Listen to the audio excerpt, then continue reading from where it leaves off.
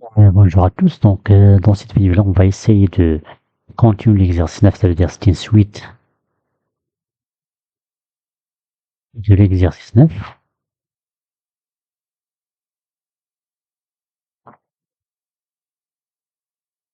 C'est la question numéro 3 exactement. On va étudier la surjectivité et l'injectivité de la fonction h définie de r carré vers r carré par h de x y est égal à x plus 2y.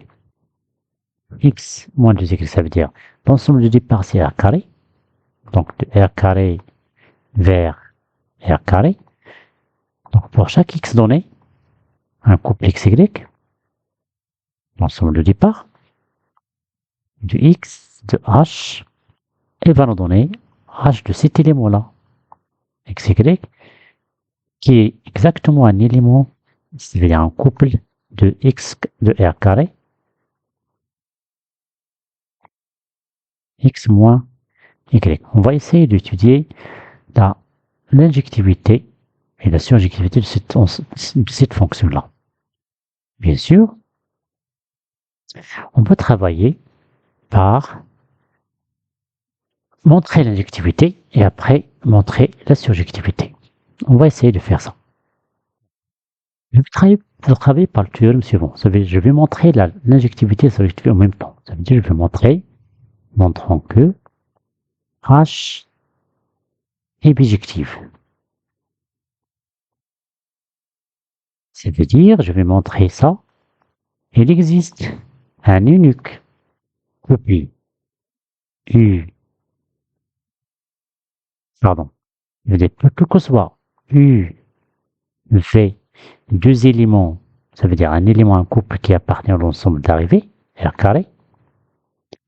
Il existe un unique XY, et que l'image de XY, c'est exactement UV.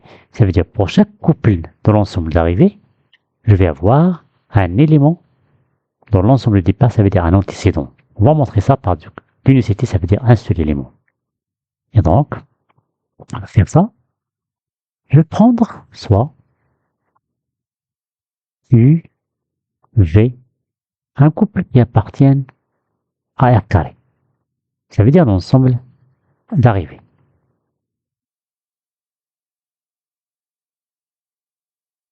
Je vais chercher un élément qui est dans l'ensemble du départ, ici. Ça veut dire, ça c'est R carré, et ça c'est R carré. Je vais prendre UV ici. H, elle est dans ce sens-là. Je vais chercher c'est quoi le XY qui nous a donné UV. Ça veut dire je vais prendre, je sais pas ce qu'il existe, ça veut dire F, pardon, c'est pas F, H-1 de UV égale à XY. Je vais chercher ce qu'il existe bien sûr, équivalent. H de XY est égal à UV. Ça veut dire que la fonction XY, c'est ça. Ça veut dire que H de XY, ça veut dire c'est X plus 2Y et X moins Y égale à UV. Deux couples sont égaux, ça veut dire qu'on a le premier égale le premier et le deuxième égale. Ça veut dire qu'on a ça. Ça veut dire que U égale à X plus 2Y et le V, bien sûr, c'est exactement X moins Y. Ça veut dire qu'on a l'égalité entre deux couples donnés. Et qu'est-ce que je cherche? Je cherche XY. Je connais U et je connais V. Ça veut dire que c'est un élément de l'ensemble d'arrivée. C'est quoi le X correspondant à ce U et c'est quoi le Y correspondant à ce V? On va montrer que celui-là, chaque X il est unique et chaque Y il est unique. Ça veut dire qu'on va écrire XY en fonction de U et V. Je vais faire la différence entre les deux. Donc U moins V va nous donner 2Y moins Y, c'est X moins X, ça veut dire c'est 0.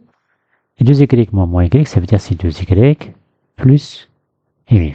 C'est la différence de 1 moins 2. il m'a donné ça.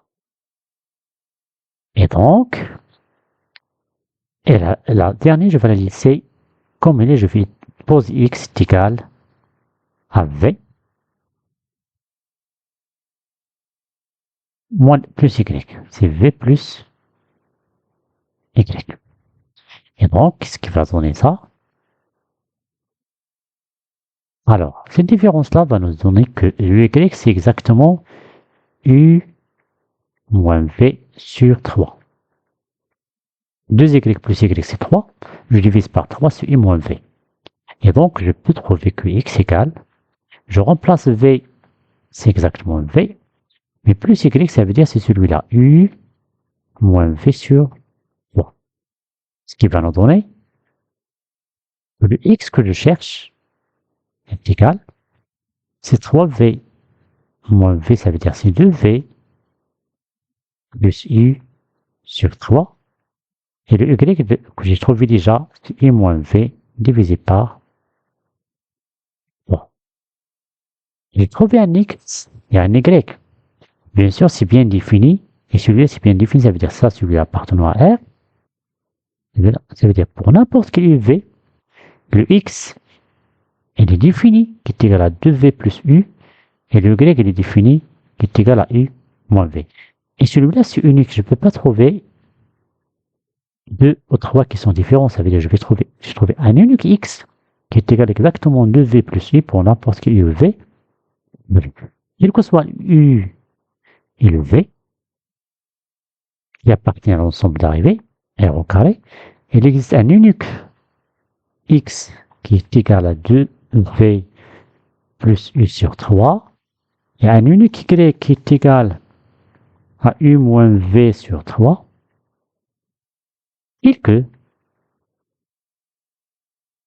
h du xy, qui est celui-là, c'est exactement égal à u v. Ça veut dire que la fonction, puisqu'elle est unique, elle est bijective. Donc, h est bijective.